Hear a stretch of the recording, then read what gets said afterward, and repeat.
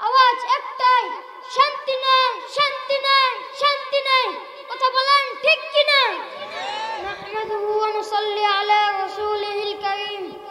আম্মা বা'দ, ফাআউযু বিল্লাহি মিনাশ শাইতানির রাজীম।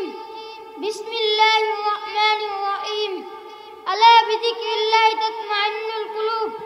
আজকের মাহফিলের সম্মানিত সভাপতি, প্রধান অতিথি, মুহতারাম উলামায়ে কেরাম ও আজকের সুধী, প্রিয় সুধী, বিশ্বময় বিরাজ করছে জুলুম, শোষণ, নির্যাতন, নিপীড়নের মূল ইস্তিমার, হত্যা, লুণ্ঠন, রাহাজানিতে আধার অচ্ছন্ন হয়ে গেছে পুরো সমাজ।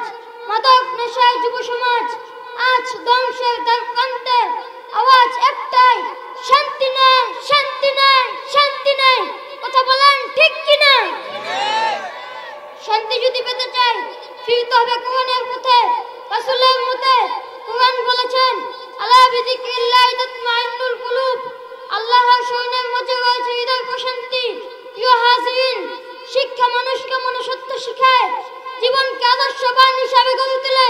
কিন্তু দুঃখজনক হলো বাস্তব, অনেক শিক্ষিত ব্যক্তিরা কলমের খুঁচায় গরিব দুঃখীদের অধিকার ক্ষুণ্ণ করে। তোমরা বলেন ঠিক কিনা? প্রিয় উপস্থিতি, যে শিক্ষা আল্লাহ ও রাসূল থেকে বিমুখ করে, যে শিক্ষা অর্জনের দ্বারা গরিবের হক বিনষ্ট করে, যে শিক্ষা এসিড নিক্ষেপের পথ সহজ করে দেয়, সেই শিক্ষা শিক্ষিত ব্যক্তি কোনোদিন আদর্শ মুসলিম উপহার দিতে পারে না, পারে না, পারে না। আওয়াজ দিন ঠিক কিনা? প্রিয় সুধী, দিনী শিক্ষায় জাতিকে সুনাগরিক হিসাবে গড়ে তোলে। সন্তানদের দিন শিখালে তাসলিমা নাসরিনের মতো নাস্তিক নারীর জন্ম বাংলার জমিনে হবে না। ঐশীর মতো মা বাবার খুনির জন্ম হবে না।